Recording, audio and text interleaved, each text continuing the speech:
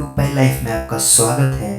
For the latest update subscribe the channel and press the bell icon. नमस्कार दोस्तों, to pi life में आपका स्वागत है। मैं हूं सुधांशु सिंह। आज हम आ चुके हैं हाइड्रोजन टॉपिक के ऊपर। हाइड्रोजन पर डिस्कस करेंगे कि हाइड्रोजन क्या है और कैसे बनती है। ठीक है, तो आज का हमारा जो टॉपिक है वो है हाइड्रोजन। देखो, हाइड्रोजन लिख तो रहा हूं यार, पर हैंड राइटिंग पे मत जाना। ठीक है, तो हाइड्रोजन क्या है, जिसे हम H से डिनोट करते हैं। ये हमारा सिंबल है। इसका जो एटॉमिक वेट है 1 और मॉलिक्यूलर वेट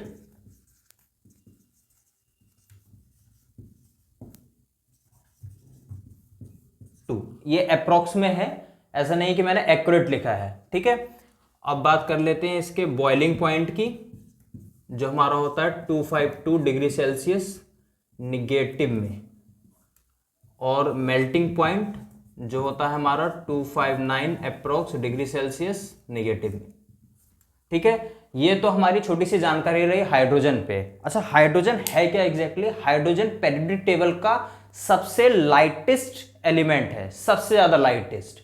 ठीक है, इतना हल्का और इतना कैलोरीफिक वैल्यू हाई होती है इसकी कि मतलब अब हाइड्रोजन के बीच में खड़े हुआ, हाइड्रोजन गैस के बीच में खड़े हो और बस आपने शर्ट पे ऐसे कर दिया तो फिर उसको दोबारा नहीं कर पाओगे आप।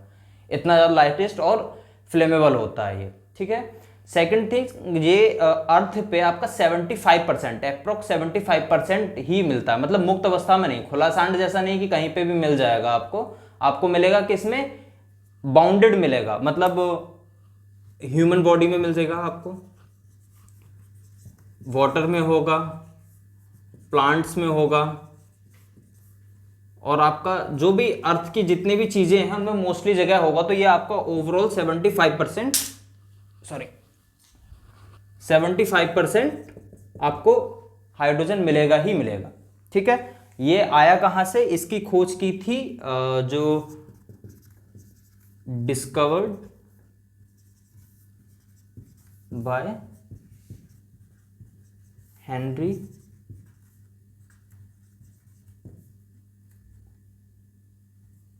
क्वेंडिश।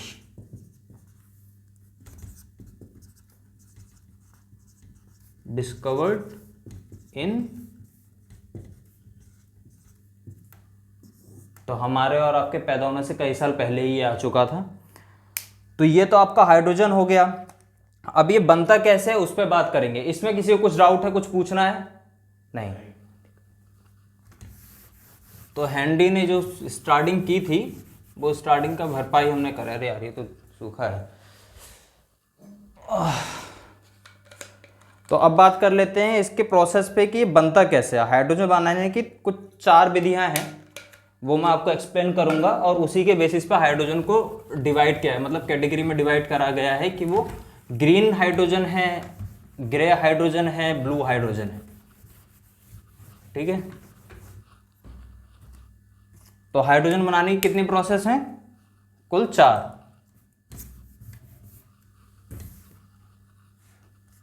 लिखने में आएगा नहीं आएगा?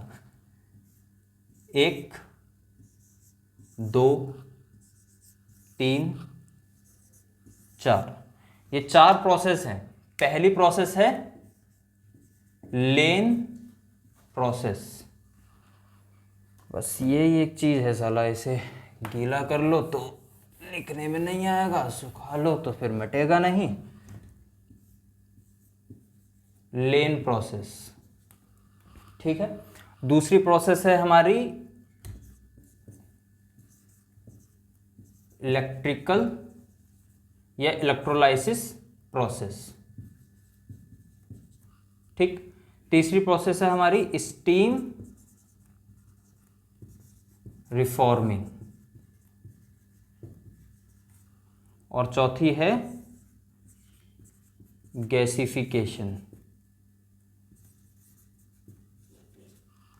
ये 4 प्रोसेस हैं, इसी के बेसिस पे हम डिवाइड करते हैं कि ये कौन सी हाइड्रोजन है। तो लेन प्रोसेस में क्या होता है?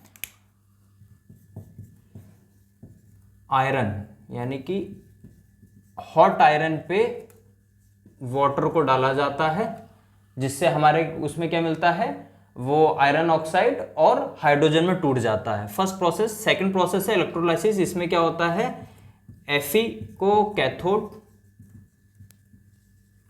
और जो आपका निकल Ni है इसकी पॉलिश्ड होती है, पॉलिश्ड, ये एनोड के रूप में यूज होता है और आपका इसमें 50 से 60 डिग्री सेल्सियस के टेम्परेचर पे आपका यहाँ पे हमें हाइड्रोजन मिलती है। ये प्योर होती है हाइड्रोजन, ये 99.7% प्योर हाइड्रोजन हमें देता है। ठीक है। स्टीम रिफॉर्मिंग में क्या होता है, हाइड्रोकार्बन प्लस स्टीम। अच्छा, स्टीम जो है वो है तो हमारा पानी है। ठीक है। और गैसिफिकेशन में क्या होता है, इसमें हम यूज करते हैं कोल प्लस स्टीम। ठीक है, यानी H2O। अब यही चीज डिसाइड करती है हमारी कि हमारा जो हाइड्रोजन को कलर ग्रुप में डिवाइड करा गया है वो कैसे किया गया है। ठीक है। ये प्रोसेस, ये प्रोसेस, ये प्रोसेस। अब मुझे तो कोई लेन वाले का तो पता नहीं है। खैर, जो इलेक्ट्रोलाइसिस है इससे हम कहते हैं ग्रीन। ग्रीन कहने का मतलब क्या है, ये एनवायरनमेंट को बिल्कुल भी हार्म नहीं करता है। क्यों नहीं करता है एनवायरनमेंट को हार्म? इसमें से ऐसी कौन सी चीज है जो एनवायरनमेंट को हार्म कर सकती है? ये एग्जैक्टली क्या कर रहा है, इसमें से जो ऑक्सीजन मिलती है वो चली जाती है एयर में या एटमॉस्फेयर में।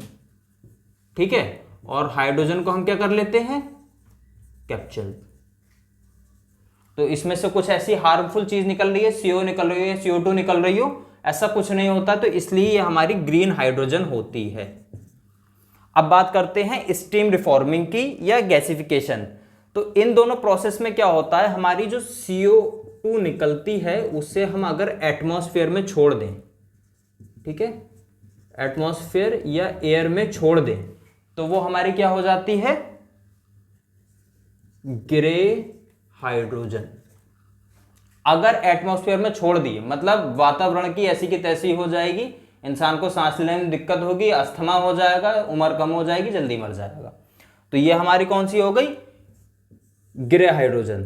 तो ये हम बहुत ही मतलब इंडस्ट्रीज अब इतनी कम है जो ऐसा प्रोड्यूस करती हैं, क्योंकि जो हमारा एनवायरमेंटल डिपार्टमेंट है वो इस पर रेस्ट्रिक्शंस लगाता है। उसकी टर्म्स एंड कंडीशन होती हैं कि आप कितना पॉल्यूशन फैला सकते हैं, कितना नहीं। और अगर आप यही जो CO2 को कैप्चर कर लें, इसे कर लें आप कैप्चर या यूज कर लेते हैं किसी प्रोसेस में, तो ये हमारी क्या हो जाती है, फिर ये हमारी हो जाती है ब्लू हाइड्रोजन। क्लियर है? ब्लू हाइड्रोजन तभी होती है जब CO या CO2 को हम एटमॉस्फेयर में नहीं छोड़ते हैं, उसका इस्तेमाल कर लेते हैं। तो ये 4 प्रोसेस में से आज हम जिस प्रोसेस पे बात करेंगे वो है हमारी स्टीम रिफॉर्मिंग प्रोसेस। ठीक है, ये हमारा क्लियर हो गया कि हम ब्लू हाइड्रोजन बनाएंगे, स्टीम रिफॉर्मिंग प्रोसेस से बनाएंगे। तो मैं इरेज कर देता हूं ये।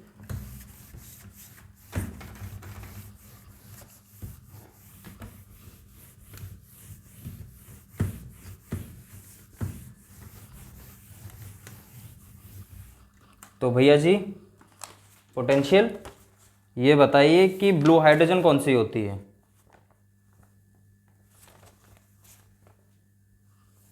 ब्लू हाइड्रोजन कौन सी होती है, अभी तो बताया यार। CO2 कंज्यूम कर ली जाती, कंज्यूम नहीं, उसे आप कहेंगे कैप्चर्ड। या तो हम किसी वेसल या टैंक में स्टोर कर लेंगे या उसे किसी फर्नेस में ले जाके जला लेंगे, वो हमारी क्या होती है, ब्लू हाइड्रोजन होती है। ठीक है। और जिसे हम कैप्चर नहीं करते हैं वो कौन सी होगी, ग्रे होगी। ठीक। तो इसके बाद अब हम बात, जैसे हमने मैंने बोला था कि इसके आगे हम बात करेंगे स्टीम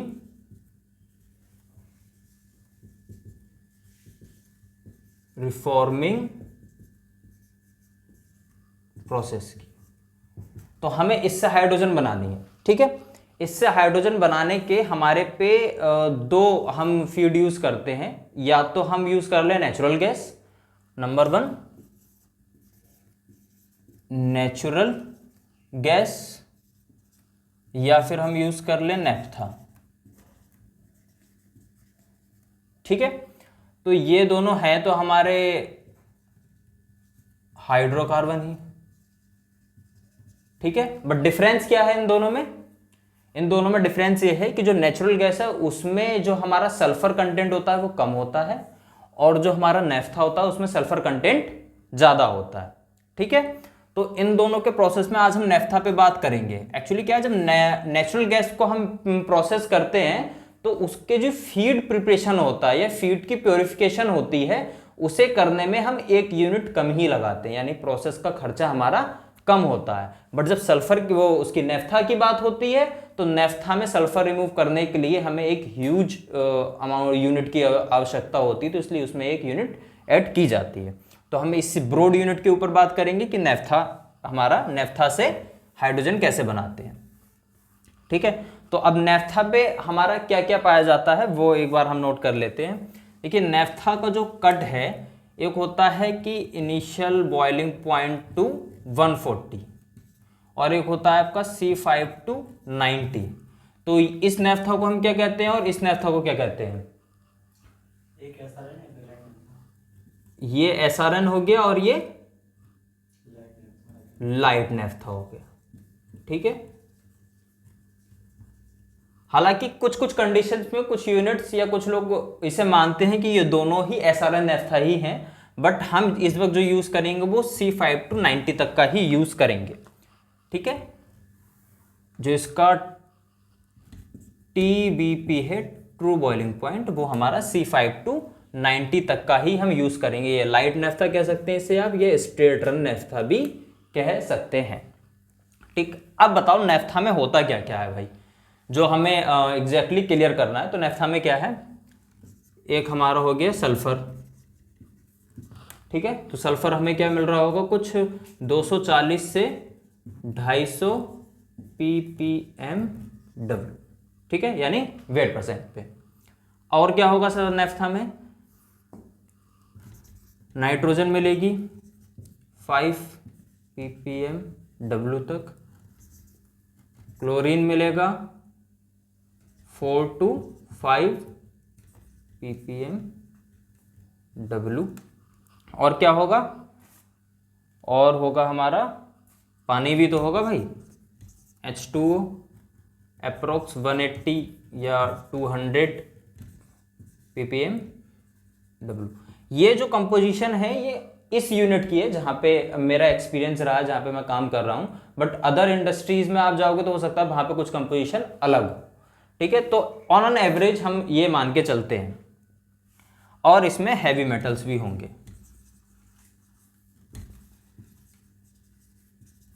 हैवी मेटल्स लाइक आपका लेड हो गया, आर्सेनिक हो गया, निकिल या वेनेडियम, कॉपर, ये हमारे होंगे। ये कितना होता है 80 ppvw, ये मिलियन में है और ये बिलियन में। ठीक है, ये मैक्स होता है, ये आपका मैक्सिमम होगा। ठीक, इससे ज़्यादा नहीं होता है। तो ये तो हमारा नेफ्था की प्रॉपर्टी हो गई। इसको आउट करना है, इसे आउट करना है, इसे आउट करना है, इसे भी आउट करना है, इसे भी आउट करना है, इन सबको अब निकालना है। इसके लिए हमें यूनिट डालनी पड़ेगी एक, तो उसका अब हम आगे डिस्क्रिप्शन लेंगे। हालांकि इस नेफ्था में है क्या वो एक बार मैं एक छोटा सा बता देता हूँ। जो है नेफ्था में हम क्या यूज़, पैराफिन,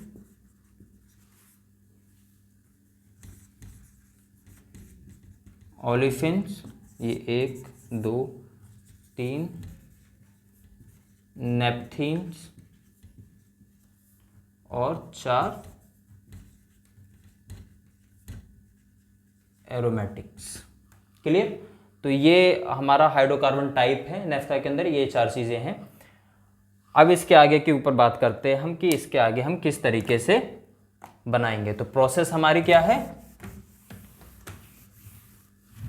प्रोसेस क्या है भाई, स्टीम रिफॉर्मिंग प्रोसेस है।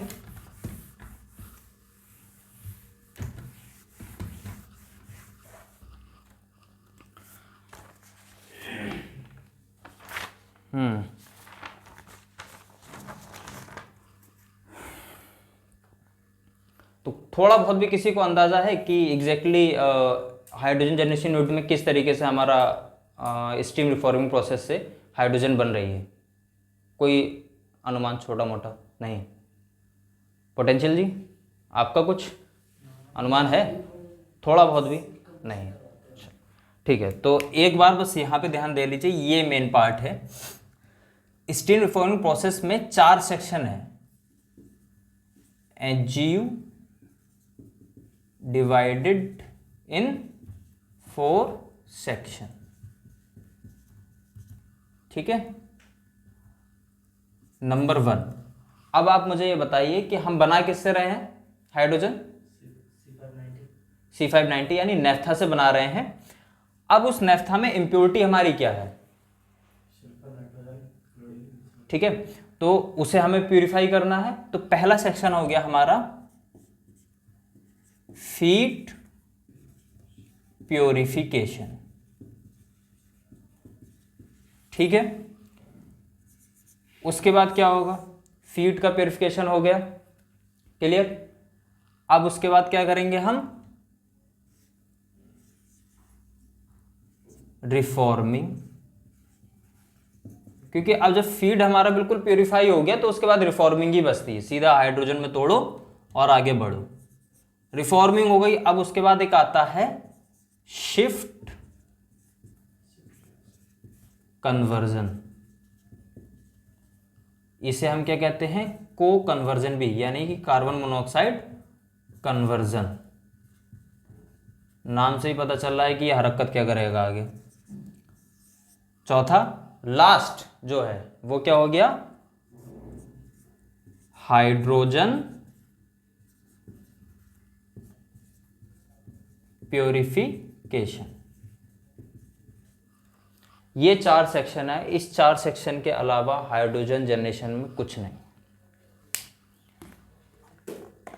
अब चूंकि हम फीड प्यूरिफिकेशन कर रहे हैं और हमारे पे सल्फर कुछ 250 ppm है वेट बेसिस पे, तो इसे रिमूव करने के लिए सिर्फ 1 यूनिट से काम नहीं चलेगा, इसलिए 2 यूनिट होती हैं। एक यूनिट होती है प्री डीसल्फराइजेशन और एक होती है फाइनल डीसल्फराइजेशन।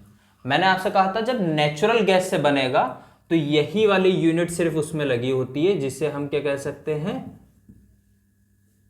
Feed desulphurisation.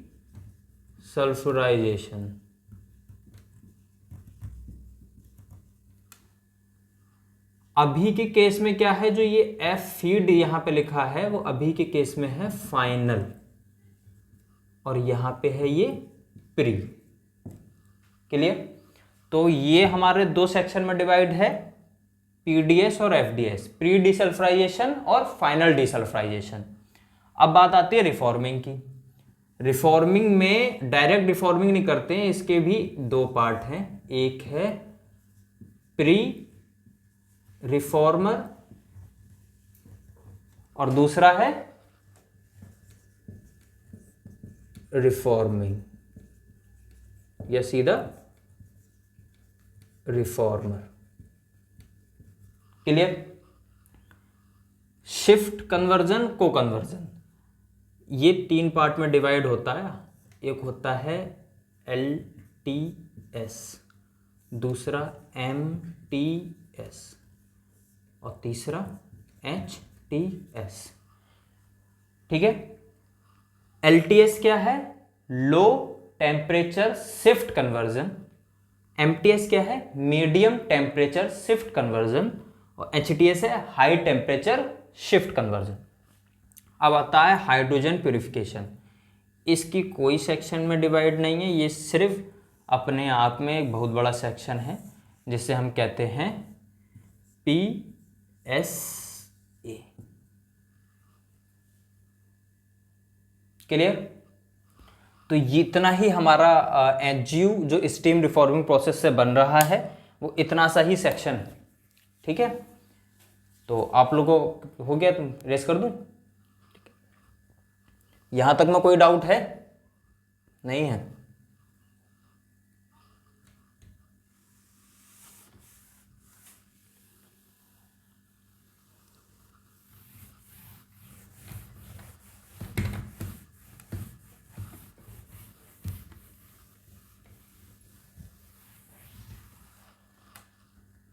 आप शुरू करते हैं भैया गेम, ठीक है? आप शुरू करते हैं गेम। मेरा मार्कर गिरा था यार। हाँ, तो स्टार्टिंग कहाँ से होगी हमारी? पहला सेक्शन फीड प्योरिफिकेशन, पीडीएस, ठीक है? अब इसके आप केमिकल रिएक्शन सबसे पहले देखेंगे।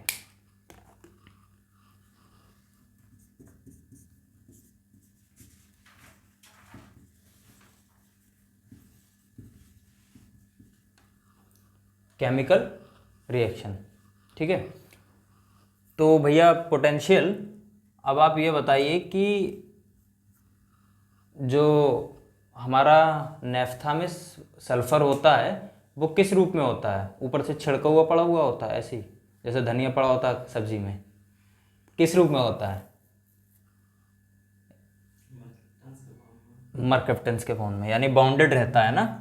तो R1SH जो कि रेडिकल है हाइड्रोजन का, प्लस हाइड्रोजन क्या देगा हमें? R1H प्लस H2S, ठीक है? R1SH sorry R2 plus 2H2 4, 1 2 3 4, ये 3H2 होगा। R1H R2H प्लस 2H2S, 2 3 4 5 6, ठीक है? कोई गड़बड़ी तो नहीं है? ये तो सल्फर के साथ ही रिएक्शन चल रही है। और क्या क्या है इसके साथ?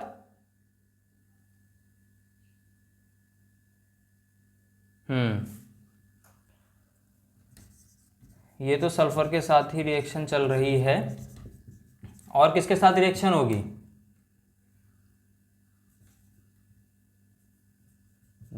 भाई बता नहीं रहे हो यार। H2S। देखो, अगर नेफ्था में हमारे पास सल्फर था मोस्टली, उससे तो रिएक्शन हो गई। नेफ्था में क्लोरीन भी था, ठीक है? तो ये हमारा RCl plus H2, HCl plus RH, ठीक है? थायोफिन की फॉर्म में एक होता है हमारे पे CH का whole 4S plus H, 4H2 gives C4H10 plus H2S, 4 8 12 H2S, ठीक है? इतना तो होता है, ठीक है? अच्छा, ये HCl का किसी को बॉइलिंग पॉइंट पता है कितना होता है? नहीं, HCl का -85 डिग्री सेल्सियस होता है। आगे प्रोसेस में काम आएगा, ये याद रखना, ठीक है? ये जो प्रोसेस है, इतनी जो रिएक्शन हो रही है, ये रिएक्शन हमारी किस में हो रही है? पीडीएस में। और यही रिएक्शन हमारी हो रही है, अरे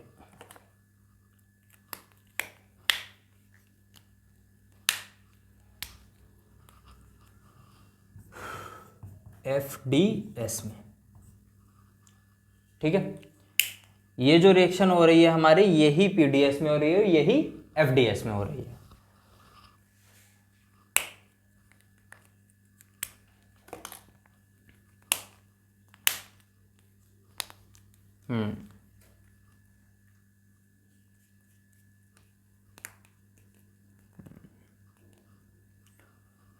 कैटलिस्ट पता है इनके? पीडीएस और एफडीएस में कौन सा कैटलिस्ट यूज हो रहा है? इसमें कैटलिस्ट यूज हो रहा है कोमो, कोबाल्ट मोलिब्डेनम, ठीक है। सल्फर रिमूव करने के लिए मोस्ट ऑफ द प्लेसेस पे नीमो यूज होता है।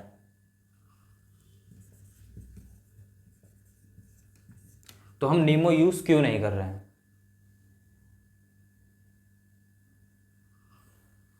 बताइए।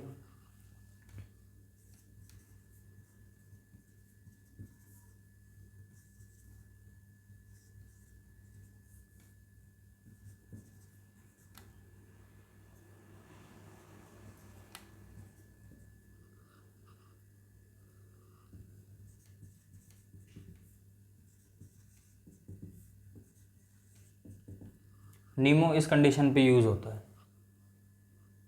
ठीक है। ओलेफिन्स आपकी मोर देन वॉल्यूम बेसिस पे 1% से ज़्यादा होना चाहिए, CO और CO2 तीनों 13% से ज़्यादा होना चाहिए, तब नीमो यूज़ करते हैं, नहीं तो हम कोमो का इस्तेमाल कर रहे हैं।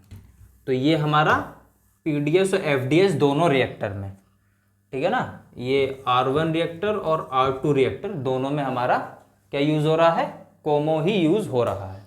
अच्छा, ये वाली जो हमने नेफ्था है, नेफ्था को किससे रिएक्ट कराया है?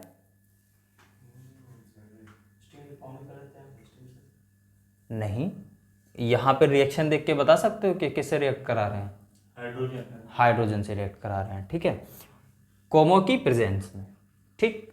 अभी तक हाइड्रोजन का ही खेल चल रहा है। अब इसके बाद हमारी रिएक्शन किस चीज की आएगी? एक है हमारे पास क्लोरीन सल्फर गार्ड, ठीक है। क्या हैगा?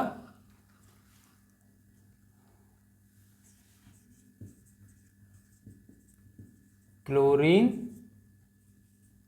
सल्फर गार्ड, ठीक। इसके हमारे पास दो रिएक्टर हैं, एक है R03A, दूसरा है R03B।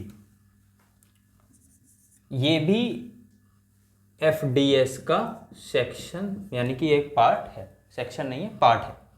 क्लियर है?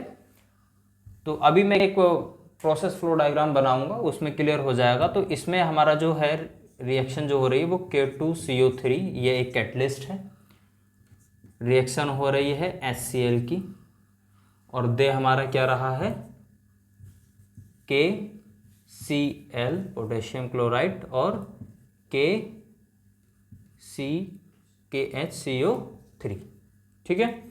फिर KHCO3 फिर से HCl से रिएक्ट करता है और हमें क्या दे देता है? पोटेशियम क्लोराइड दे देता है, कार्बन डाइऑक्साइड दे देता है और वाटर दे देता है। फिर उसके बाद क्या होता है? ये तो हमारा क्लोरीन चले गया, अब बचा सल्फर। तो सल्फर के लिए हमारे पे कौन सा कैटलिस्ट है? Zinc oxide. ये हमारा क्या था? कैटलिस्ट है ये, ठीक है। और ये भी हमारा कैटलिस्ट है। क्लियर? ये किससे रिएक्ट कर रहा है? ये H2S से रिएक्ट कर रहा है और क्या बना रहा है? जिंक सल्फाइड और H2। ये हमारा क्लोरीन सल्फर गार्ड का काम है, ठीक है। क्लोरीन सल्फर गार्ड का काम हो गया। ये सेक्शन हमारा कहाँ तक का निपटा? ये हमने क्या करा अभी तक? यानी कि हमने फीड का प्योरिफिकेशन कर लिया। क्लियर? ठीक। गोली जी के तो समझ में आ रहा है, पोटेंशियल जी आपके आ रहा है? मस्त, चलिए बढ़िया है।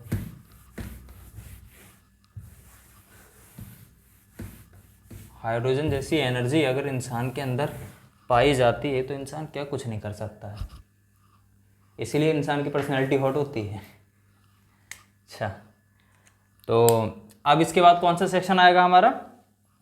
ये भी हल्का चल रहा है। अब आएगा हमारा रिफॉर्मिंग सेक्शन, ठीक है। Reforming section. अब रिफॉर्मिंग सेक्शन में ये दूसरा सेक्शन स्टार्ट हो गया। रिफॉर्मिंग सेक्शन में क्या है हमारा, प्री रिफॉर्मर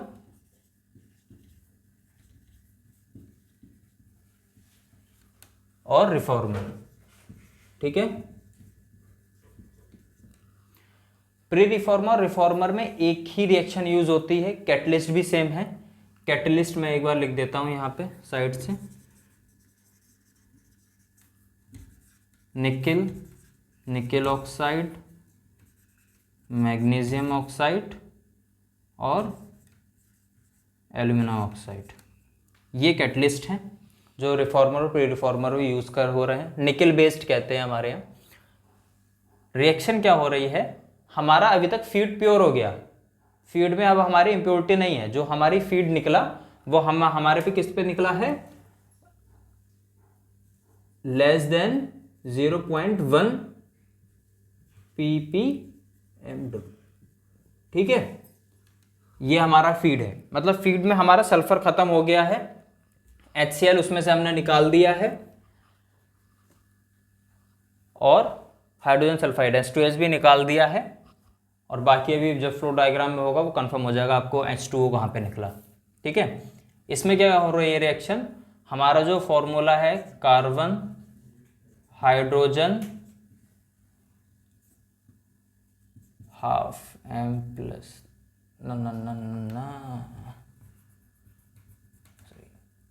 ये प्री रिफॉर्मर है ना। प्री रिफॉर्मर में हम रिएक्ट करने के लिए क्या दे रहे हैं, रिफॉर्मिंग सेक्शन है। ठीक है, रिफॉर्मिंग सेक्शन में हम किससे रिफॉर्मिंग करा रहे हैं, नहीं, स्टीम से रिफॉर्मिंग करा रहे हैं। तो ये हमारा क्या हो गया, हाइड्रोकार्बन, और यहां पे हमने क्या लिखा, H2O, स्टीम यानी H2O। अब इसमें क्या हुआ, NCO, ठीक, NH2 दिख रहा है ना यार। ठीक है, अब ये हमारा आ गया हाफ M प्लस NH2, पहली रिएक्शन। दूसरी रिएक्शन हमारी क्या होगी, CO plus H2O gives CO2 plus H2। ठीक है, ये वाली जो रिएक्शन है ये हमारी क्या होती है,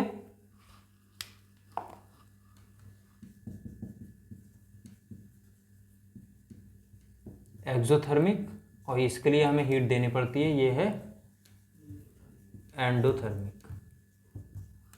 जहां पे कार्बन मोनोऑक्साइड का कार्बन डाइऑक्साइड में कन्वर्जन हो रहा है वो एक्सोथर्मिक ही होगी हर हाल में, ये फ्लो डायग्राम में भी कंफर्म हो जाएगा। तो ये प्री रिफॉर्मर और रिफॉर्मर का हमारा क्या है, रिएक्शन है दोनों। ठीक है, अब कौन सा सेक्शन बचा, रिफॉर्मिंग हो गई,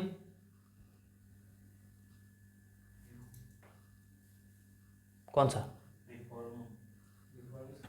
4 सेक्शन बताए थे ना। एक बार 4 सेक्शन पोटेशियम जी एक बार रिपीट कर दो, बहुत तेजी से रिपीट कर दो कि हमारे 4 जो सेक्शन थे वो कौन कौन से थे। हैं जी, बताइए बताइए फटाफट बताइए, फिर स्टार्ट करें। 4 सेक्शन हमारे कौन कौन से थे, पहला सेक्शन फीड प्योरिफिकेशन, दूसरा सेक्शन रिफॉर्मिंग और तीसरा सेक्शन शिफ्ट कन्वर्जन या को कन्वर्जन। तो तीसरा सेक्शन हमारा चल रहा है शिफ्ट कन्वर्जन। ठीक है, उसको मैंने को कन्वर्जन भी बोला था। तो जब रिफॉर्मर से हमारा जो मटेरियल निकलता है उसमें अनकन्वर्टेड भी रह जाती हैं कुछ चीजें, उन चीजों में CO भी है। ठीक है, जो हाइड्रोकार्बन हमारा CH4 जाता है, प्री रिफॉर्मर जिसका काम कर रहा है वो भी अनकन्वर्टेड है, वो भी रह जाता है। तो अनकन्वर्टेड में CO भी रह जाता है, जिसके लिए हम शिफ्ट कन्वर्जन एक यूनिट डाली है, इक्विपमेंट लगाए हैं, जिससे CO और जो रिमेन हमारा स्टीम या वाटर है उससे रिएक्ट करके CO2 बनाए और हाइड्रोजन हमें और ज़्यादा मिल जाए। ठीक है, अब ये तो शिफ्ट कन्वर्जन की ये रिएक्शन है। अब मैं सिर्फ आपसे एक सवाल पूछूंगा, हमें हाइड्रोजन एग्जैक्टली मिल किससे रहा है, हाइड्रोजन जो हम ले रहे हैं उसके लिए रॉ मटेरियल हमने क्या लिया था, नेफ्था लिया था, पर हाइड्रोजन हमें सिर्फ नेफ्था से नहीं मिल रहा है, तो किससे मिल रहा है, स्टीम से। ठीक है, तो हम लोग बहुत ही निहायती लिच्चड़ किस्म के इंसान हैं जो पानी से भी हाइड्रोजन ले रहे हैं। मतलब बनियों को भी हमने पीछे छोड़ दिया है, बनिया पानी पिलाता तो उसका पैसा वसूल करता है, और हमने पानी डाला तो हम उसमें से भी हाइड्रोजन ले रहे हैं। ठीक है, तो ये शिफ्ट कन्वर्जन का हमारा काम हो गया। अब कौन सा सेक्शन बचा, हाइड्रोजन हमें मिल गई, उसके साथ कुछ इम्प्योरिटी यानी कि CO2, CO, CH4, N2 ये सब बचा हुआ है। तो अब हमें क्या करना है, फीड का, अब हम इसमें लिखेंगे हम फीड नहीं, प्रोडक्ट या हाइड्रोजन प्योरिफिकेशन। ठीक है, इसमें एक आपको कॉलम मिलेगा इस तरीके से, कॉलम नहीं कहेंगे, वेसल्स हैं। ठीक है, इस तरीके के 6 वेसल्स हैं जिसमें हमारा क्या क्या है, एक्टिवेटेड चारकोल,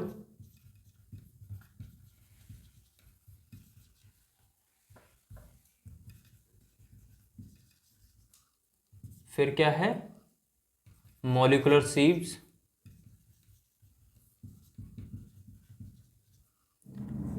और एलुमिना बॉल्स। एक दो चीज़ और भी हो सकती हैं जो मुझे नहीं पता है डीप की, मोस्टली यही है। एक्टिवेटेड चारकोल जो हमारा करता है वो मॉइस्चर के लिए है,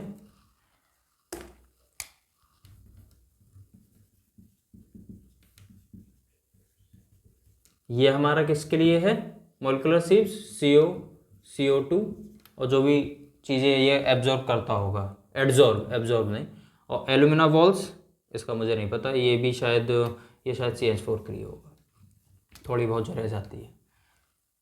ठीक है, वैसे तो ये बेस है, एग्जैक्टली ये बेस है, तो ये इसके लिए नहीं हो सकता, इसका मुझे PSA का प्रॉपर क्लियर नहीं है, बट मोटा मोटी इतना ही है। ठीक है, तो PSA में क्या होता है, बॉटम से डाला 20 kg का प्रेशर होता है, यहाँ से हमारा हाइड्रोजन मिलता है और इसी को वापस में डिप्रेशराइज्ड करके बाहर कर देते हैं। तो चलो ये आगे डिस्कस करेंगे। तो ये हो गया हमारा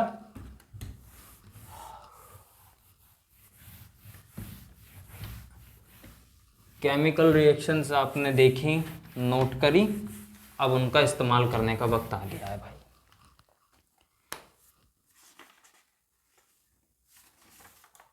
अच्छा, ये एक नोट रह गया है, हाँ ये एक नोट रह गया है, ये मैं एक बार क्लियर कर देता हूँ आपको।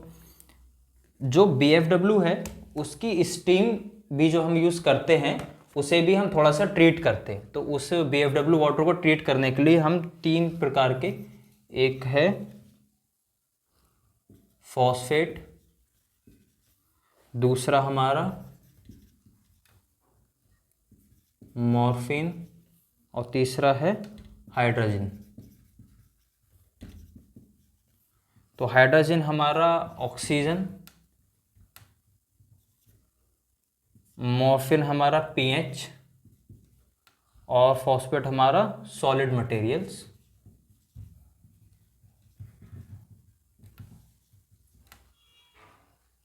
इनके लिए डोजिंग की जाती है। ठीक है,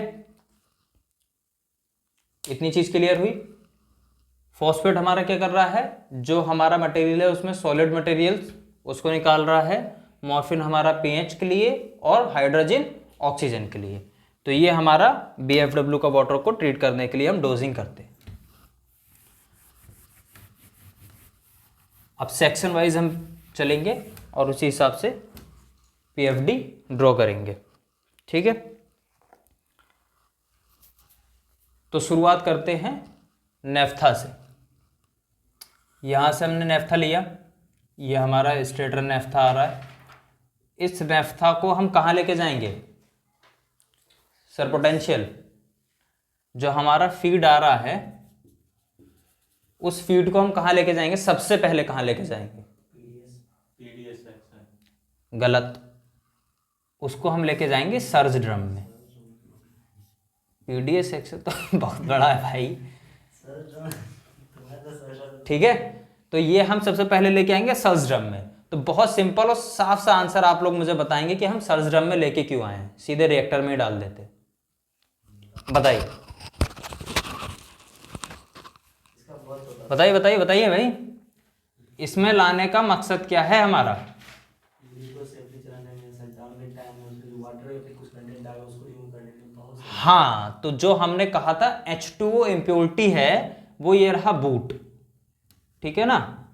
इस बूट से हम क्या करेंगे, वो वाटर या जो इम्प्योरिटीज हमारी हैं जो सस्पेंडेड हो जाएंगी उसे हम निकाल देंगे। ठीक, अब उसके बाद हमने एक पंप के थ्रू, चूंकि ये जो आया था हमारा फीड, इसका टेम्परेचर था 40 डिग्री सेल्सियस और इसका जो प्रेशर था 3 kg अप्रोक्स। ठीक है, 3 से 4 kg अप्रोक्स रहता, 3 kg ले लीजिए, कौन सा आप घर पे खोल लिए।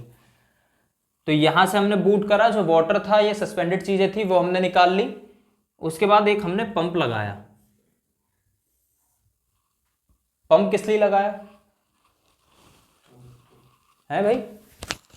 हाई प्रेशर से लिक्विड ट्रांसफर हाई प्रेशर के लिए। तो यहां पे जैसे आपने हाई प्रेशर कहा, मैंने प्रेशर इधर लिख दिया 32 kg। ये हमारा क्या कर रहा है, 32 kg प्रेशर डेवलप कर रहा है। तो ये कौन सा पंप होगा? मल्टी स्टेज सनडाइन आपका आधा सही है। हाँ, ये सनडाइन वाला जो आप कंपनी का नाम बता रहे हो वो ठीक है। ये हमारा vertical pump, vertical centrifugal pump है। ठीक है, अच्छा यहाँ पे यूज तो हम मल्टी स्टेज भी कर सकते थे, पर वो क्यों नहीं किया? पैसा नहीं है भाई कंपनी पे, कैसे हो यार तुम लोग। तो यहाँ पे जब हमने इसे थोड़ा सा प्रेशराइज्ड किया तो यहाँ पे टेम्परेचर बढ़ेगा या नहीं, ये बता दो मुझे। टेम्परेचर 40 पे आया था मेरे पे, अब मैंने इसे प्रेशराइज कर दिया, यहाँ पे टेम्परेचर बढ़ेगा या नहीं, मैं सिर्फ इतना जानना चाह रहा हूँ अभी। क्या बढ़ेगा? बढ़ेगा। तो यहाँ पे कुछ 45 डिग्री सेल्सियस या 1-2 ऊपर नीचे होगा, टेम्परेचर तो इंक्रीज होगा। इतना मैंने कर दिया। अब इसके साथ और क्या करना चाहिए? पीडीएस सेक्शन की बात हो रही है, प्री डीसल्फराइजेशन, इसे हम शॉर्ट फॉर्म में NHDT, naphtha hydro desulphurisation treatment भी कहते हैं, यानी कि हाइड्रोजन से ट्रीटमेंट होगा। तो आप ये बता दो कि अब इसमें क्या करना है हमें। नेफ्था में लाया, सर्च ड्रम में डाल दिया, जो भी सॉलिड पार्टिकल या वाटर था वो मैंने निकाल दिया। उसके बाद पंप से उसे हाई प्रेशर पे कर दिया। सर तो अब इसके बाद क्या होगा? रिएक्टर में ले जाया जाएगा। गलत। इसके बाद अब हम इसमें ऐड करेंगे, दूसरे से ऐड कर दे रहा हूं, देखते रहो, हाइड्रोजन। बहुत कम प्रेशर से ठीक, ये हमारा हाइड्रोजन इसमें ऐड हो गया। और हाइड्रोजन कितने प्रेशर का होगा? कितने प्रेशर का होगा? 32 इसका प्रेशर है, 35 ये भी 32 के इधर का है। ठीक है, इतने प्रेशर पे हमने हाइड्रोजन इसमें ऐड करी। अब क्या करेंगे? अब भी दुविधा है, अब क्या करेंगे? अब रिएक्टर लगाओ। अब रिएक्टर लगाएंगे, गधे हो। अब पहले गरम करेंगे इसे। ये हमने यहाँ पे इधर गैस रख दी जिसे हीट एक्सचेंजर कहते हैं, और ये आगे ले गए हम। और इसके बाद हमने क्या करा, हीट एक्सचेंजर से काम नहीं चलेगा तो क्या कर रहे हैं हम, अब एक फर्नेस लगा देते हैं। चलो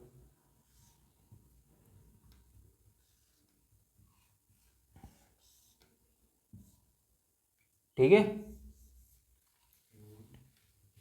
यहां तक 40 था, यहां पे निकला तो टेम्परेचर इसका कितना हो गया, 310 हो गया, और यहां से निकला तो 370 हो गया।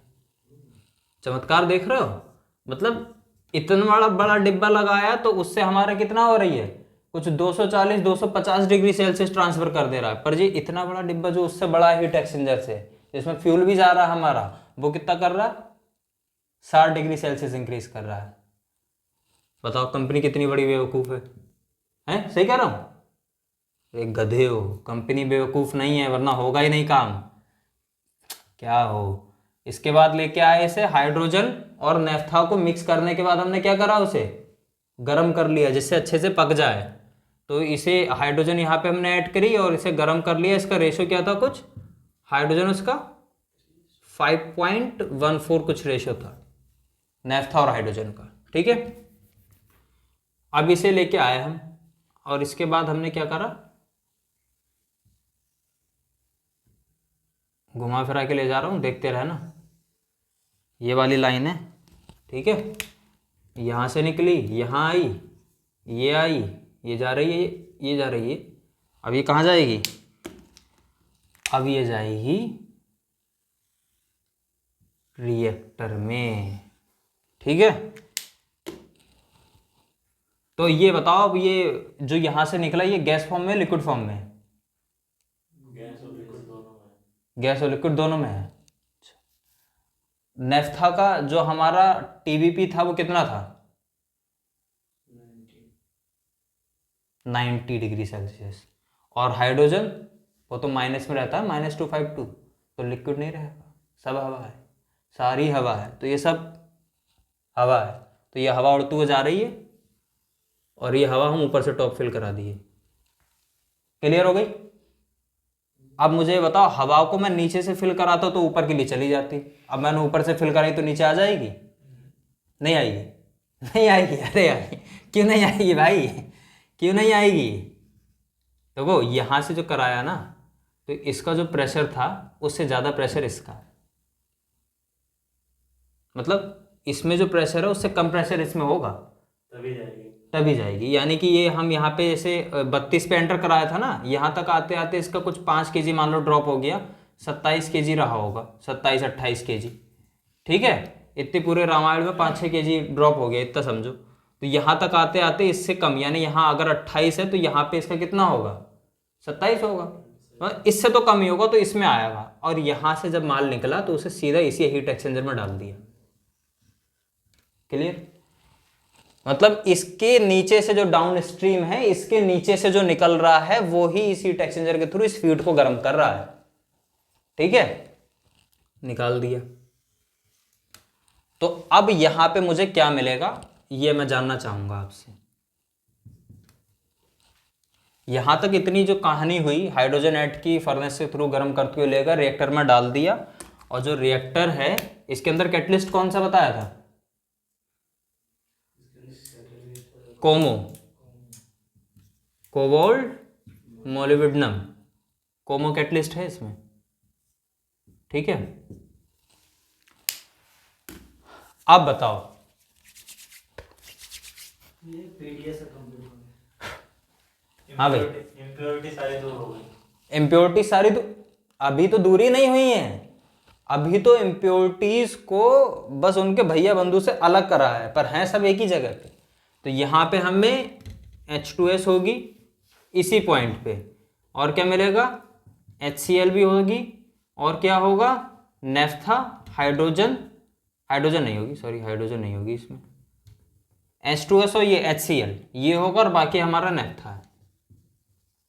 ठीक है, तो अब इसे हमने जब यहाँ पे ठंडा करा, फिर उसके बाद एक और हीट एक्सचेंजर डाल दो। नहीं नहीं नहीं नहीं, हीट एक्सचेंजर क्या करना है, सीधे फिन कूलर लगाओ यार। फिन कूलर डालते हैं एक सस्ता वाला। ठीक है, ये सस्ता वाला फिन कूलर डाला, टेढ़ा भी बन गया सस्ते के नाम से ये। अब यहां से हमने निकाला, अब ये कहाँ जाएगा? अब ये जा कहाँ रही है? फिन कूलर से ठंडा कर लिया हमने, अब यहाँ का जो टेम्परेचर होगा कुछ ऐसे ही मिलेगा हमें, 60 डिग्री सेल्सियस। अब ये कहाँ जा रही है?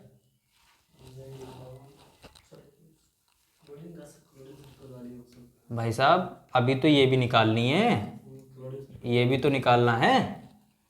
क्लोरीन सल्फर गार्ड में नहीं जाएगा, अभी ये सिर्फ पीडीएस सेक्शन चल रहा है। ये सिर्फ पीडीएस सेक्शन चल रहा है, ठीक। अब ये जाएगा सर्च ड्रम में, समझ नहीं रहा यार। तो ये हमारा एक सर्च ड्रम मैंने बनाया, ठीक है, और इस सर्च ड्रम में मैंने इसे इन करा दिया। क्लियर? ये मैंने सर्च ड्रम में इन करा दिया। अब मैं रेस करने जा रहा हूं, देख लो भाई। क्लियर है? ये सर्च ड्रम तक याद रखना। अच्छा, इस सर्च ड्रम के बाद हम लेके जाएंगे कहां पे इसे?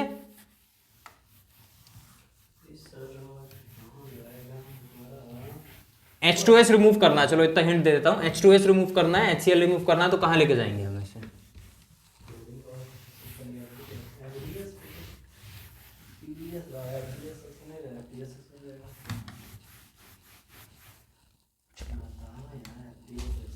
देखो, ये हमने क्या बनाया था? सर्च ड्रम, ठीक है। तो इसमें जो हमारा आ रहा है, ये कहां से आ रहा है? फिन कूलर से, ठीक है, फ्रॉम फिन कूलर से इसमें हमारा आ गया नेफ्था। H2S भी आ गई। तो इसे हम प्रेशराइज कैसे करके रख रहे हैं? जो भी हमारा फ्यूल गैस है या जो इसमें H2S बन रहा है, उससे आप समझ लीजिए। तो इसके बाद हमने एक पंप डाला। नहीं, पंप की जरूरत नहीं है, पंप की जरूरत नहीं है, ऐसे ये तो टॉप पे है। वैसे पंप लगा सकते हो आप अगर ये बॉटम पे रखा है तो, ठीक है। इसे हम लेके गए एक हीट एक्सचेंजर में, ठीक है। उसके बाद एक और हीट एक्सचेंजर, और उसके बाद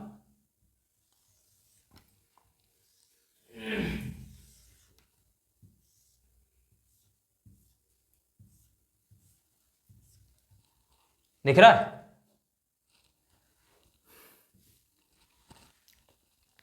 ये क्या है हमारा? रिएक्टर वह जिसमें कोई रिएक्शन हो। क्लियर? ये हमारा क्या है? स्ट्रिपर कॉलम, ठीक है। ये हमारा स्ट्रिपर कॉलम है। अब इस स्ट्रिपर कॉलम से एक यहां टॉप से निकलेगी लाइन, इधर जाएगी, और उसके बाद हम क्या करेंगे? इसे फिन कूलर, समझिए फिन कूलर लगा हुआ है, ठंडा होगी, फिर एक वेसल में आएगी, वेसल से हमने निकाला, पंप लिया, और पंप से इसे वापस डाल दिया, ठीक है। और यहीं से इसकी लाइन आप कुछ ऐसे समझ लीजिए, ये यहाँ से आई इधर, और ऊपर से जो निकल गई हमारी फ्लू गैस निकल गई, ठीक है ना। ये हमारी H2S, जो फ्लू गैस का हेडर होता है उसमें हमने डाल दी, ठीक। H2S के साथ में और क्या है? HCl,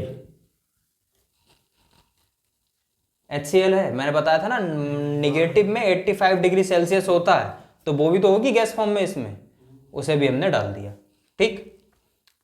अब नीचे कुछ होगा यहाँ पे, क्या होगा यहाँ? ठीक है, और क्या होगा? ये लो, ये नेफ्था निकाल दिया मैंने, और कुछ भी होगा? जब भी स्ट्रिपर की बात करें तो ये इस प्रकार का इक्विपमेंट है कि इसे एक रिबॉयलर चाहिए ही चाहिए। रिएक्टर में कभी भी रिबॉयलर नहीं होता है, क्या आपने देखा है? कभी नहीं होगा रिएक्टर में रिबॉयलर, क्योंकि उसका काम रिएक्शन कराना है, खून खौलाना नहीं है।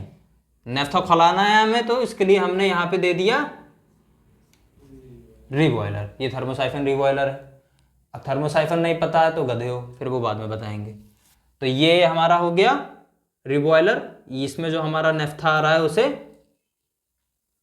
डेंसिटी डिफरेंस पे गर्म करके वापस डालना है, ऊपर कंडेंसेट करके डाल रहे हैं, को काउंटर हो रहा है हाई प्योरिटी के लिए।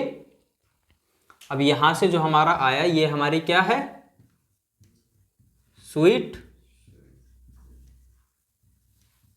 नेफ्था। ठीक है, तो यहां पे हमारा पीडीएस सेक्शन खत्म हो गया। ठीक, इसके बाद ये जो 2 लाइनें हैं, देखो ये सस्ड्रम लगाया था कि स्टार्टिंग में रिएक्टर के इधर कोई प्रॉब्लम होती है तो उसके आगे हमारा स्ट्रीपर पर कोई दिक्कत ना है, इसमें हमारा मटेरियल पड़ा रहेगा, चलता रहेगा। और इससे पहले सस्ड्रम था जिससे कि उसमें जो इम्प्योरिटीज हैं या यहाँ पे जो आ रही हैं वो निकलती रहे, पंप को प्रॉपर सक्शन मिल पाए, प्रेशर डेवलप कर पाए, उसके लिए वो था। इसके बाद हम कोई सस्ड्रम नहीं लगाते हैं। इसके बाद हमारा ये एक चले जाता है स्टोरेज, और ये डायरेक्ट एफडीएस सेक्शन। ठीक है, डायरेक्ट एफडीएस सेक्शन जाएगा, क्योंकि अब तक तो पानी ज़्यादा निकाल लिया इसमें हमने, अब पानी नहीं है इसमें, पानी निकाल लिया, थोड़ा बहुत बचा होगा तो बाद में निकाल देंगे। ठीक, तो ये पीडीएस सेक्शन हो गया। अब एफडीएस सेक्शन की बात करते हैं। पानी तो बोतल से भी निकल गया है भाई।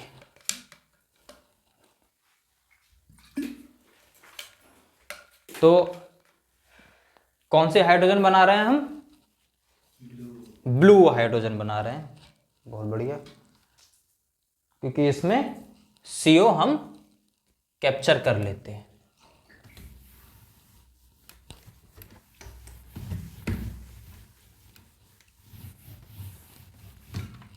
ठीक है,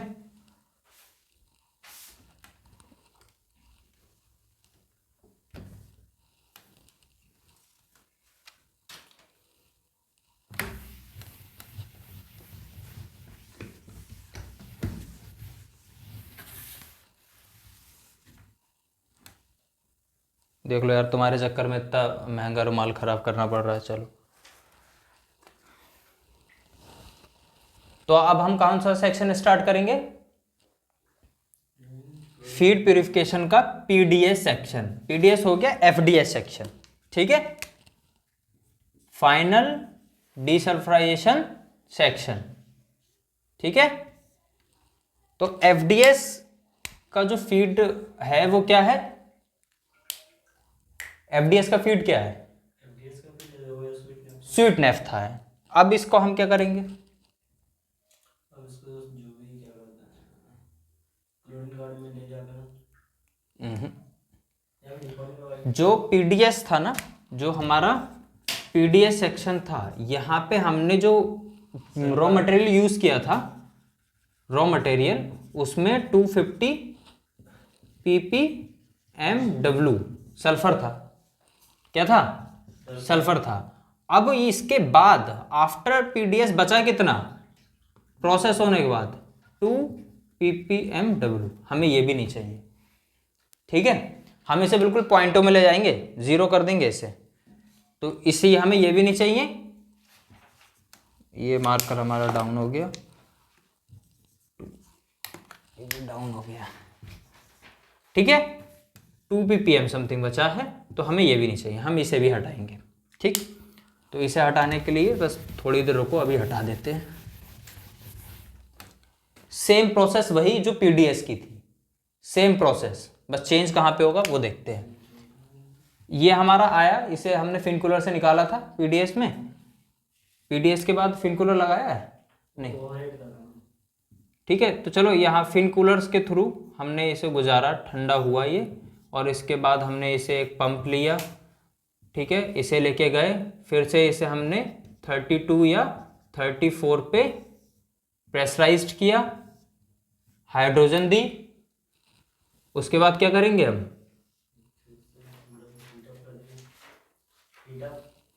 हीटअप, वेरी गुड, हीटअप किया। फिर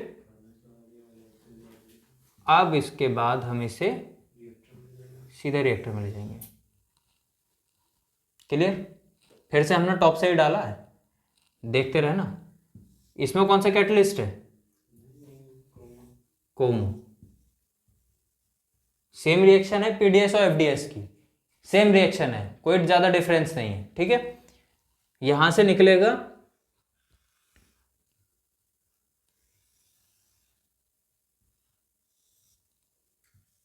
अब ये जो है यहाँ पे खेल आके बदल गया।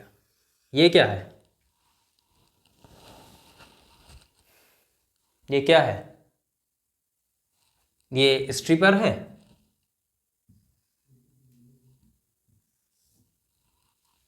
ये है हमारा सल्फर क्लोरीन गार्ड। ये हमारा क्या है? Sulphur chlorine guard. इसमें 2 बेड पड़े हुए हैं सोने के लिए। इंसान नहीं सोता है बस। इसमें कौन सोता है?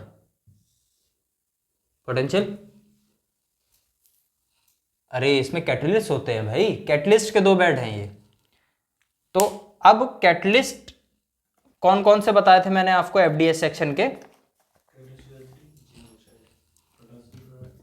अरे ये तो वास्तव में ही चल बसे। ये वाला चल रहा है K2CO3 पहला, दूसरा ZNO। 2 कैटलिस्ट थे। अब आप दोनों मुझे ये बता सकते हैं, आप दोनों ये बता सकते हैं कि ZNO ऊपर रखें कि ये K2O3 ऊपर रखें?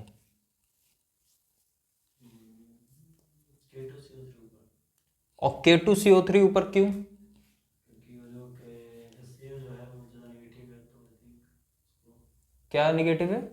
उसका जो बॉइलिंग पॉइंट हाँ हाँ बहुत कम मतलब एज कंपेयर टू H2S हाँ। मोर, और ऊपर पे क्लोर होने के सोचो सोचो सोचो, नहीं जा सही रहे हो, सोचो।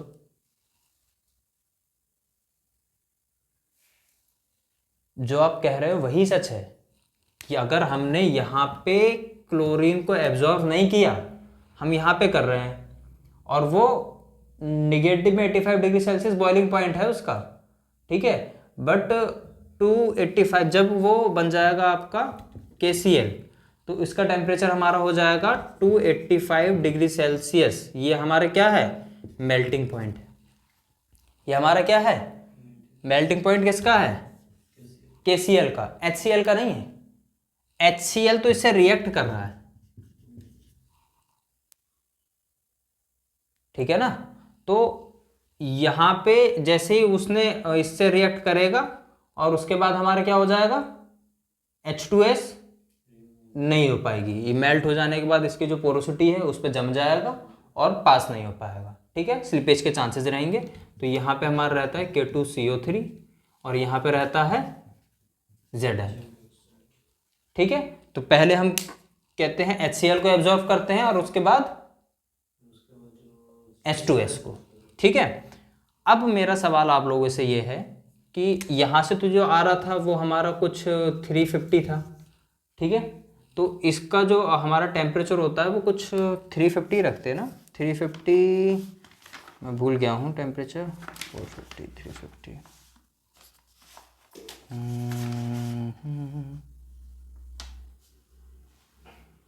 450 रखते हैं FD से हमने न्यूक्लियन, नहीं ये ठीक है, 350 है तो ये 400 के अंडर ही रखते हैं, ठीक है ना, लेस देन 400 रखते हैं, ठीक। तो यहाँ से 350 आया, ये निकला, यहाँ तक मटेरियल आ जाएगा। बट मैं इसमें जो हमारा HCl था उसके लिए हमने एब्जॉर्ब कराया। इससे पहले जो था HCl वो कहाँ गया? वो मैं पोटेंशियल से जानना चाहूँगा कि पोटेंशियल आप बताओ मुझे। यहाँ पे तो हमने HCl K2CO3 से एब्जॉर्ब करा लिया, पर HCl इससे पहले भी बना था, वो कहाँ गया? तो ध्यान नहीं दे रहे हो भाई, आप बताओ कहाँ गया वो? स्ट्रिपर के ऊपर से निकल गया है ना, क्योंकि वो उसके बॉइलिंग पॉइंट कितना था? निगेटिव में 85 डिग्री सेल्सियस, ठीक है। अब यहां से जो निकला, अब यहां से हमारा क्या निकल रहा है? Sweet naphtha, pure sweet naphtha कह सकते हैं आप इसे, या हम यहां लिख सकते हैं फीड फॉर रिफॉर्मर। क्लियर? ये हमारा सेक्शन 1 कंप्लीट हुआ। फीड का पूरा प्योरिफिकेशन कर दिया हमने, फीड का पूरा प्योरिफिकेशन कर दिया, ठीक है। इसके बाद अब हमारा रिफॉर्मर जाएगा। तो अब मुझे आप ये बताओ, प्योरीफाई तो कर दिया, अब प्योरीफाई करने के बाद ये कहाँ जाएगा? रिफॉर्मर में। रिफॉर्मर के कितने सेक्शन थे? 2 सेक्शन थे। कौन कौन से?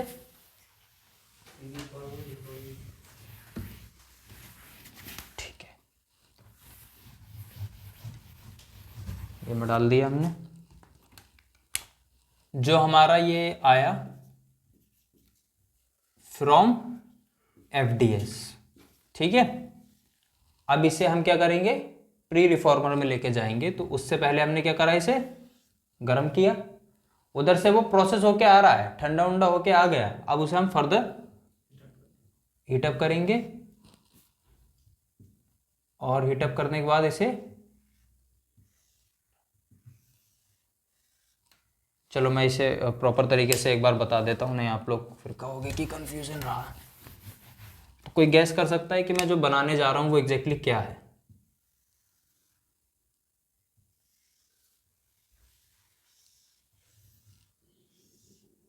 कोई भी व्यक्ति गैस कर पाएगा?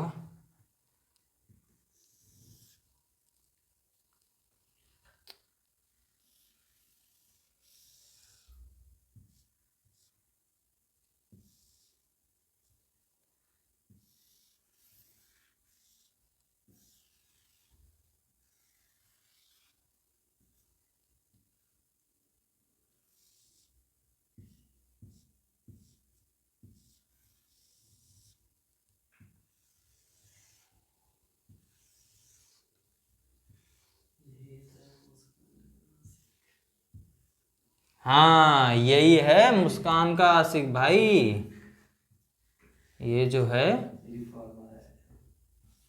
ये रही मुस्कान, और ये ने अपने आशिक को सारा धुआं भेज दिया, ठीक है। तो ये मेरा फीड यहाँ पे एंटर करेगा और ये यहाँ से निकलेगा, ठीक। अब मैं इसके आप लोगों के लिए थोड़ी सी डिज़ाइनिंग कर देता हूँ, ठीक है। ये डिज़ाइनिंग इम्पोर्टेंट है, ठीक है। ये जो 3 लाइन खींच रहा हूँ ना, ये 3 लाइन का अपना एक महत्व है।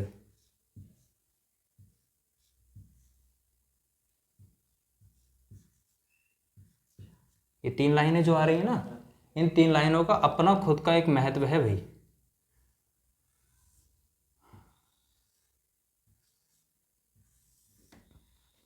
ठीक, अब मैं आपको क्लियर करता हूं कि क्या है। ये आया फ्रॉम एफडीएस, क्लियर। एफडीएस से निकला, यहाँ पे ये जो है, ये है हमारा रिफॉर्मर। ये पूरा जो है रिफॉर्मर है, ठीक है। क्या है? रिफॉर्मर है। ये जो लाइन आ रही है, ये लाइनें 3 लाइनें आ रही हैं, 1 2 3। एक लाइन नेफ्था, एक लाइन स्टीम, और एक लाइन क्या है? जो हमारा CO2 CH4 PSA के बाद जिस वेसल से आ रहा है, FG, तो उसको वापस ले जाके इसी में डाल देते हैं। इसीलिए ये हमारा क्या है? ब्लू हाइड्रोजन है, जो CO2 को इधर ही जाके साले को सब फूंक देते हैं, ठीक है। तो ये हमारी ब्लू हाइड्रोजन है। अब देखिए क्या है, ये एक स्टीम की हो गई, एक हमारी नेफ्था की हो गई, क्योंकि नेफ्था थोड़ा सा भारी होता है अभी स्टीम से, उसे वेपर में करके देना है इधर। अब इसमें से जो फ्लू गैस होगी, ठीक है ना, वो फ्लू गैस इधर आएगी, तो ये भी गर्म करेगी, ठीक है। ये गर्म करेगी, तो इस गर्म से फ्लू गैसेज जो निकलेंगी, ये सेक्शन कुछ इस तरह से ऐसे करके जाता है। मैंने शायद थोड़ा सा उल्टा बनाया है, अभी ठीक कर देते हैं यार, कौन सी बहुत बड़ी बात है।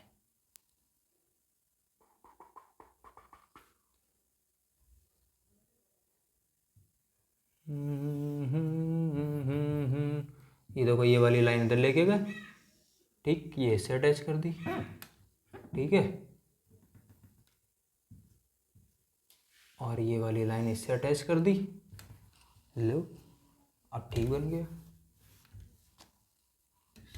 हिसाब किताब सब ठीक है, बढ़िया, ठीक। ये यहाँ से चल रहा है, इसे यहाँ तक यहाँ क्लोज मानो इसे, ये आपकी फ्लो लाइन की गैस हो गई, और ये हमारा यहाँ, ठीक है। ये जला, इसमें से जो फ्लू गैसेस हुई ये इधर आई, इसी फ्लू गैसेस का इस्तेमाल करके हमने यहाँ से FDS आया, इधर गर्म किया, ये ऐसे करके लेके गए, इसमें डाल दिया, फिर इधर आए, इसे फिर फर्दर गर्म किया, यहाँ से निकाल के लेके आए और इधर डाल दिया, ठीक। यहाँ से तो हमारा ये जो है मटेरियल इधर जा रहा है। इसकी बात करेंगे हम थर्ड सेक्शन में। ये सेक्शन कौन सा चल रहा है हमारा? सेक्शन 2, रिफॉर्मिंग, ठीक है। अब ध्यान दीजिए, बहुत इंपॉर्टेंट बात, बहुत इंपॉर्टेंट बात, 1 और 2, ये रिफॉर्मर है और ये क्या है? Pre reformer. और इसकी जरूरत क्यों पड़ी? प्री रिफॉर्मर की जरूरत क्यों पड़ी? ये इसी से काम हो जाता ना, लाके इसी में डाल देते, इसकी जरूरत क्यों पड़ी?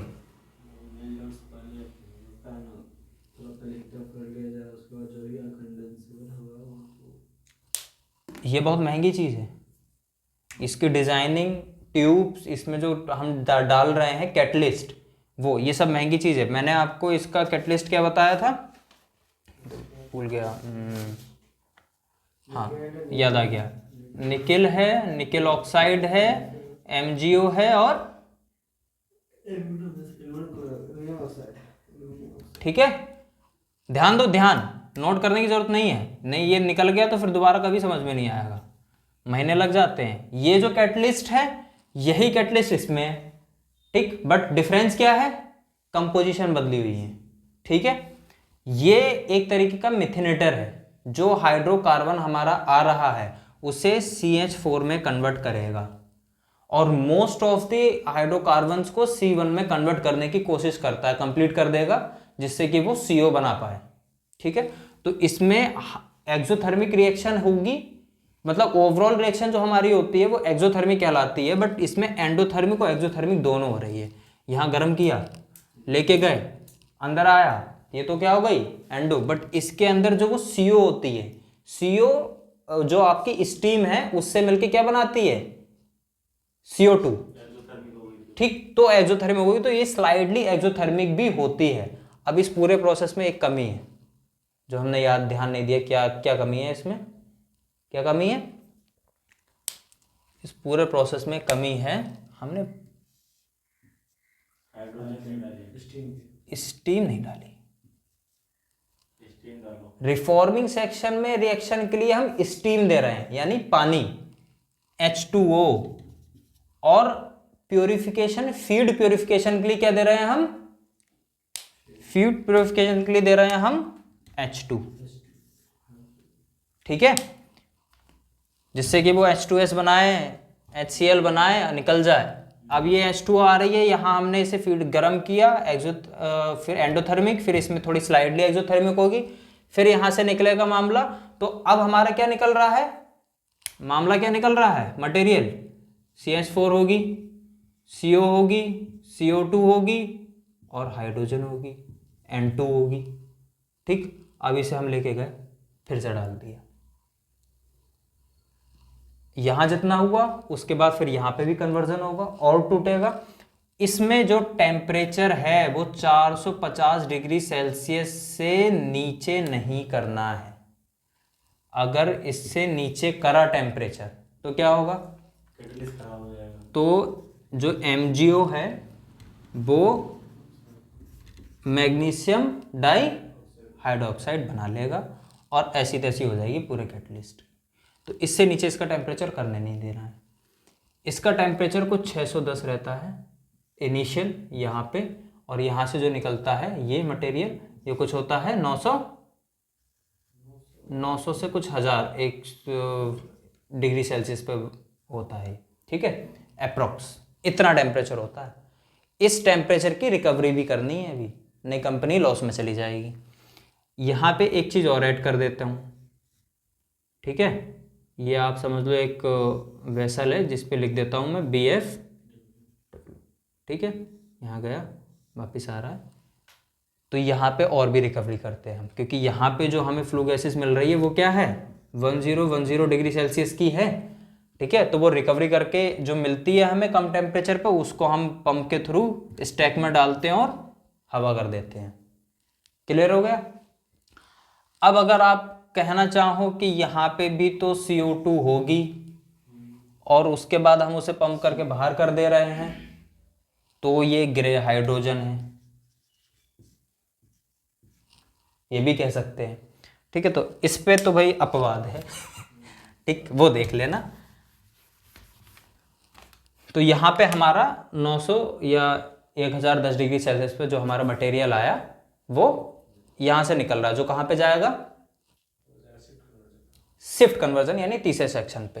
अब मुझे आप ये बताओ कि जो नेफ्था है या CH4 है जो हमारा बच रहा है, या इधर जो हम डाल रहे हैं, वो कहते हैं कि कोई भी हाइड्रोकार्बन 400 डिग्री सेल्सियस से ऊपर हो, तो ये दोनों क्या कर रहे हैं, इनने कोकिंग क्यों नहीं की। ये 450 से कम नहीं कर सकते हो, ये तो 610 पे एंट्री ले रहा है, स्टीम दे रहे हैं। ठीक है, तो स्टीम और कार्बन रेशो भी जो है हमारा महत्व रखता है, इंपॉर्टेंस रखता है।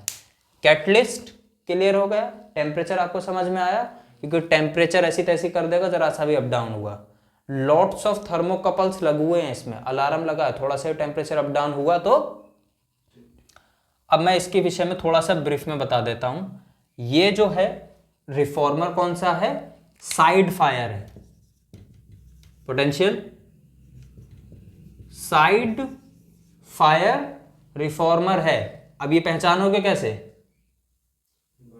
क्योंकि जो बर्नर्स हैं वो साइड में लगे हुए हैं। अब आता है आज के समय में न्यू टेक्निक आई है, वो होता है टॉप फायर। तो बर्नर्स ऊपर लगे होते हैं इस तरीके से।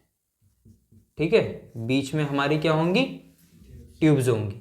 तो इससे बेनिफिट क्या है,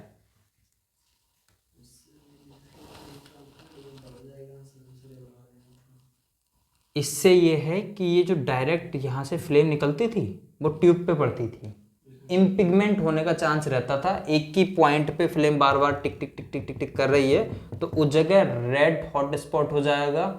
फिर वो ट्यूब का क्या कहते हैं, रप्चर होने का चांस ज़्यादा होता है। फिर फर्नेस में जब अगर नेफ्था आएगा तो आप जानते ही हो इतने टेम्परेचर पे तो धुआं कर देगा, बारूद पे ही तो बैठे हो। तो ये चीज़ ध्यान रखनी है, इसलिए आज की टेक्नोलॉजी ये यूज़ करते हैं। और इसमें हम टाइम पे क्या करते रहते हैं, चेक करते रहते हैं, इम्पिगमेंट तो नहीं हो रही है, टेम्परेचर कहीं ज़्यादा या कम तो नहीं हो रहा है। तो ऑन एन एवरेज उनको हर एक रोटे में चेक करना होता है। अब इसके आगे चलते हैं। रिफॉर्मर हमारा हो गया, टॉप फायर हमारा कैसा होता है, ऊपर से। ठीक है, अब कौन से सेक्शन की बारी है, शिफ्ट कन्वर्जन की। ठीक है, अब बहुत उम्दा और छोटा सा सवाल आने वाला है, बहुत उम्दा और छोटा सा सवाल। जो हमारी रिफॉर्मर से वो निकली फीड, उसके लिए हम हीट एक्सचेंजर तो लगाएंगे। ये हमने लिखा फ्रॉम रिफॉर्मर। ठीक है, फ्रॉम रिफॉर्मर। अब मुझे बताओ, ये मैंने हीट एक्सचेंजर जो लगाया है ये किसके लिए लगाया है, हीट बढ़ाने के लिए, हीट कम करने के लिए, कम करने के लिए। हीट कम करने के लिए। हीट कम करने के लिए क्यों, क्योंकि 1000 देखो वो ठीक है, हीट रिकवरी हमें करनी है, पर आगे हम लेके कहाँ जा रहे हैं इसे, सेक्शन 3 में। सेक्शन 3 हमारा क्या, कन्वर्जन। Shift conversion. और वो कौन सा है, हाईली एक्सोथर्मिक है, क्योंकि वहां पे हम CO को CO2 में कन्वर्ट करेंगे और जो हमारी हाइड्रोजन है उसे और इंक्रीज करेंगे। तो वो हमारी कौन सी रिएक्शन होती है, एक्सोथर्मिक रिएक्शन होती है। तो यहाँ पे हमने टेम्परेचर ड्रॉप करा, फिर से हमने यहाँ पे हीट एक्सचेंजर लगाया, टेम्परेचर ड्रॉप करा। ये आपके हीट एक्सचेंजर की ट्रेन समझ लो आप एक। इनको तो स्टीम बननी होगी। और हाँ, बोला ये गया। और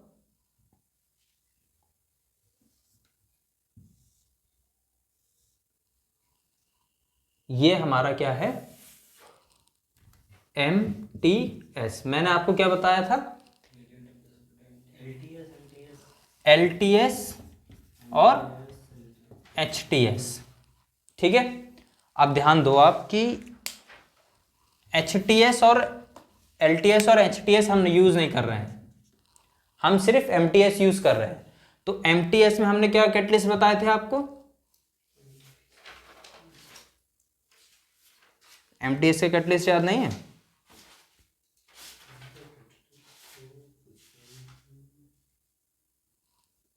MTS में नीमो, MgO, निकेल ऑक्साइड और Al2O3। ठीक है, यही रहते हैं, बस कंपोजिशन डिफरेंट रहती है। इसी प्रकार इनमें भी कंपोजिशन थोड़ी सी डिफरेंट रहती है इनमें, क्योंकि जो हाई टेम्परेचर है इसमें आई थिंक Fe यूज़ करते हैं और LTS का मुझे एग्जैक्ट याद नहीं है, शायद इसमें कॉपर यूज़ करते हैं। ठीक है, तो ये HTS LTS में यूज़ करते हैं, पर हम ये अभी यूज़ नहीं कर रहे हैं। ये यूज़ होते हैं हमारे किस में? ये यूज़ होते हैं टॉप फायर। ठीक है, वहां से जब निकलता है तो इसमें लेके जाते हैं, और ये दो ही यूज होते हैं सीक्वेंस पे। जैसे यहाँ पे सिर्फ MTS यूज कर लिया, तो वहां ऐसा नहीं कि हम सिर्फ MTS ही यूज करेंगे, क्योंकि ये दोनों यूज सीक्वेंस में यूज होते हैं, क्योंकि जो आपका CO है और वो H2O से रिएक्ट करेगा तो CO2 और हाइड्रोजन देगा। ठीक है, तो ये कन्वर्ट करने की भी इसकी और इसकी एक फेवरेबल कंडीशन होती है, तो उसके लिए हम इसे सीक्वेंस में लगाते हैं LTS और HTS। यहाँ से प्रेशर, वो टेम्परेचर ड्रॉप होगा, प्रेशर ड्रॉप होगा, उसके बाद फर्दर आगे जाएगा, फिर वहाँ पे आपको टेम्परेचर और प्रेशर मेंटेन करना होगा, उसके बाद जाके आपका हाइड्रोजन निकलेगा। और ये दोनों इसलिए भी रहते हैं कि आपका हाइड्रोजन रिच हो, इंक्रीज होते रहे उसमें। ठीक है, क्योंकि अभी तो हमने किस में से निकाला? हाइड्रोकार्बन से हाइड्रोजन निकाल लिया, अब हम वाटर के अंदर से भी हाइड्रोजन निकालें जितना कन्वर्ट हो सकता है। तो ये हमारी कौन सी रिएक्शन हो गई? ये हमारी एक्सोथर्मिक रिएक्शन होती है। ठीक है, यहां से निकाला, तो यहां पे जितना फीड हमने एंटर किया था वो कुछ फीड होगा आपका 300 के इधर, 300 डिग्री सेल्सियस पे, और यहाँ पे हमें कितना मिलेगा? हाँ ठीक है, 400 से 450 समथिंग मिलेगा। ठीक, तो ये हमारा कौन सा सेक्शन कंप्लीट हुआ? Shift conversion. ठीक है, ये हमारा शिफ्ट कन्वर्जन सेक्शन कंप्लीट हुआ। और ये जो हीट एक्सचेंजर लगे हुए हैं ना, इन सब में पता है क्या जा रहा है? BFW। ठीक, क्लियर? तो इनको हम स्टीम में कन्वर्ट कर रहे हैं। अब बात करते हैं सेक्शन 4 की। अब बात करेंगे हम सेक्शन 4 की। Hydrogen purification PFA, pressure absorbing. ये हाइड्रोजन प्यूरिफिकेशन। ठीक है, अब मैं कोशिश करूंगा कि एक 3D में आजकल चीज़ें आने लगी हैं तो समझ में आता है, बट मैं कोशिश करता हूं कि आपको मैं बोर्ड पे ही समझाऊं। ठीक है, कैसे ही समझाऊंगा यार, ये तो पहले ही तिरछा हो गया।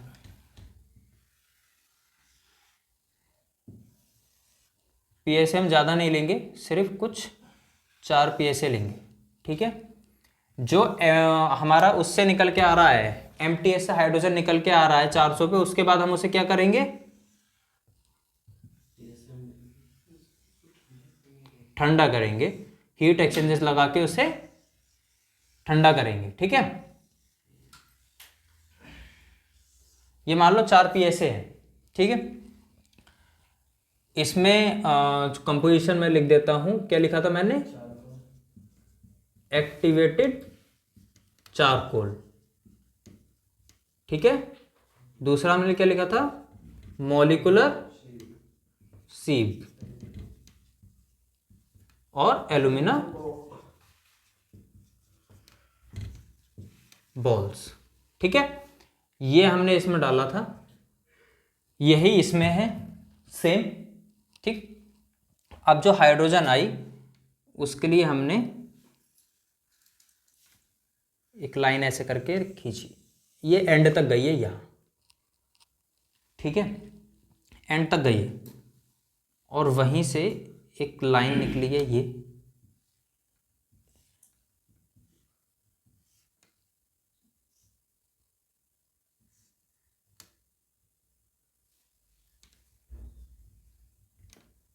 ठीक है।